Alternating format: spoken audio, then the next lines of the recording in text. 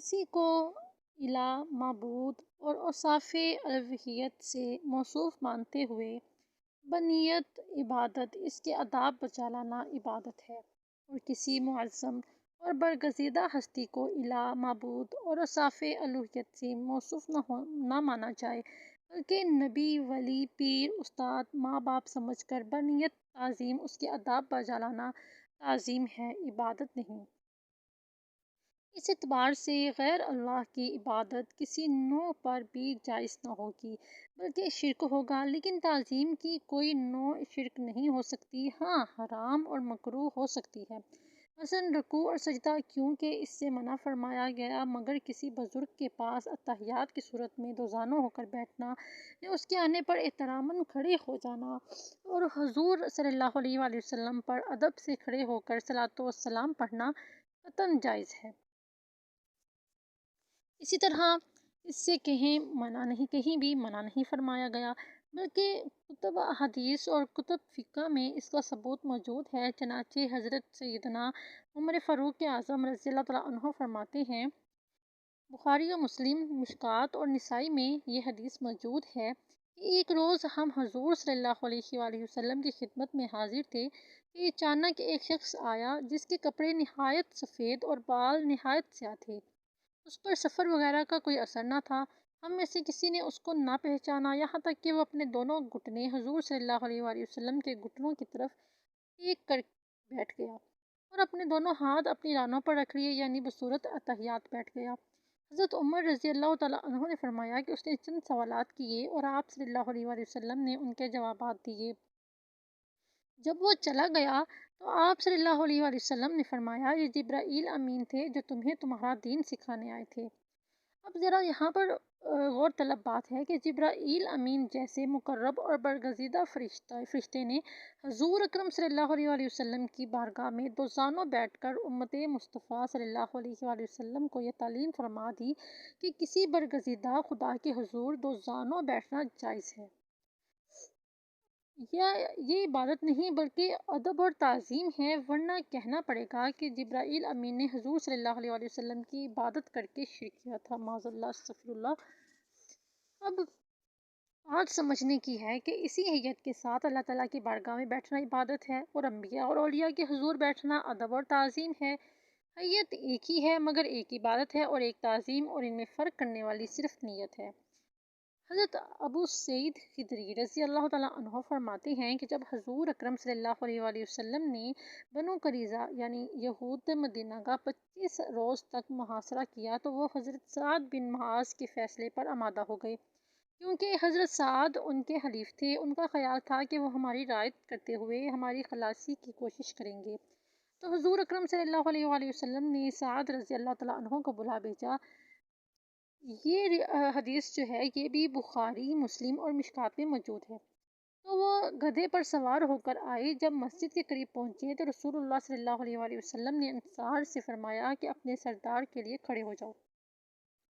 اب اس حدیث میں حضور صلی اللہ علیہ وآلہ وسلم نے خود حکم دیا کہ اپنے سردار کے لیے کھڑے ہو جاؤ۔ منکرین قیام تعظیمی کہتے ہیں کہ حضرت سعد بیمار تھے، ان کی پنڈلی میں زخم تھا، وہ خود گدھے سے اتر نہیں سکتے تھے، اسی واسطے سے آپ نے ان کو حکم دیا کہ اٹھو اور ان کو اتارو، مگر ان کا یہ کہنا درست نہیں، کیونکہ گدھے سے اتارنے کے لیے ایک دو آدمی کافی تھے، ساری قوم کو حکم دینے کی کیا ضرورت تھی؟ اور پھر حدیث کے الفاظ الا سیدکم سے صاف معلوم ہوتا ہے کہ یہ قیام محض سرداری کی وجہ سے کرایا گیا تھا، نہ کہ بیماری کی وجہ سے، اور کیونکہ حضرت سعد رضی اللہ تعالیٰ عنہ انصار کے سردار تھے، اس واسطے خصوصاً انصار کو حکم دیا۔ چنانچہ محی السنہ امام نووی اس حدیث کے تحت فرماتے ہیں، اس میں اہل فضل کے ملنے کے وقت اکرام اور ان کے لیے قیام کرنے کی روشن دلیل ہے، اور جمہور نے اس سے استدلال کیا ہے۔ اب یہاں یہ بات واضح ہو گئی کہ تعظیماً کھڑے ہونا جائز ہے، یعنی کہ وہ عبادت میں نہیں آتا، عبادت اور تعظیم میں بہت فرق ہے۔ فقہ کرام فرماتے ہیں کہ روزہ انور پر حاضری کے وقت جب سلام پڑھا جائے تو یاکفو کما یاکفو فی الصلاۃ، اسی طرح کھڑا ہو جس طرح کے نماز میں 10 بستہ کھڑا ہوتا ہے۔ اب اس کے بعد کیا کہا جاتا ہے کہ حضور صلی اللہ علیہ وآلہ وسلم نے فرمایا نہ کھڑے ہوا کرو جس طرح کے اجمی لوگ کھڑے ہوتے ہیں۔ اس حدیث سے معلوم ہوا کہ کھڑے ہونے کی ممانعت ہے۔ اس کے متعلق تمام علماء کرام فرماتے ہیں کہ اس میں کھڑے ہونے کی نہیں بلکہ اجمیوں کی طرح کھڑے رہنے کی ممانعت ہے، کیونکہ شاہان عجم کے درباری لوگ بیٹھ نہیں سکتے تھے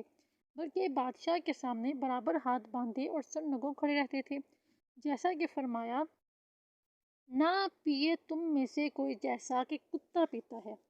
اس کا یہ مطلب تو نہیں کہ کوئی پیے ہی نہیں، بلکہ مطلب یہ ہے کہ کتے کی طرح نہ پیے۔ اسی طرح اس حدیث کا مطلب یہ ہے کہ قیام کرے مگر اجمیوں کی طرح نہ کرے۔ اسی کو فقہ کرام نے ممنوع قرار دیا ہے اور بلا شبہ یہ ممنوع ہے۔ چنانچہ حضور اکرم صلی اللہ علیہ وآلہ وسلم نے فرمایا ہے، جس کسی کو یہ پسند ہو کہ اللہ اس کے لیے اس کے سامنے کھڑے رہیں، وہ اپنا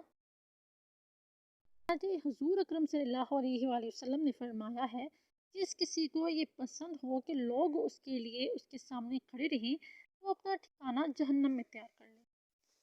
پھر شبہ آتا ہے کہ حضرت انس رضی اللہ تعالیٰ عنہ فرماتے ہیں، باوجود اس کے کہ صحابہ کرام حضور اکرم صلی اللہ علیہ وآلہ وسلم کو سب سے زیادہ محبوب رکھتے تھے، مگر جب حضور صلی اللہ علیہ وآلہ وسلم کو دیکھتے تو وہ کھڑے نہیں ہوتے تھے، کیونکہ وہ جانتے تھے کہ آپ کو یہ پسند نہیں۔ معلوم ہوا کہ قیام تعظیم آپ صلی اللہ علیہ وآلہ وسلم کو پسند نہ تھا۔ اب اس کے جواب میں علماء کرام نے کہا،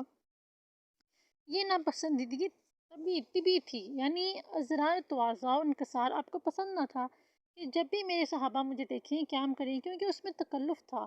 طبی ناپسندیدگی جدا ہے اور حقیقی اور شرعی ناپسندیدگی جو ہے وہ جدا ہے۔ چنانچہ حضور اکرم صلی اللہ علیہ وآلہ وسلم نے اپنے صحابہ سے فرمایا کہ مجھے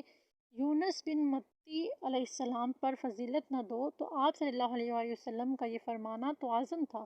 حالانکہ نصوص صریحہ سے آپ کا سید المرسلین اور افضل الانبیاء ہونا ثابت ہے۔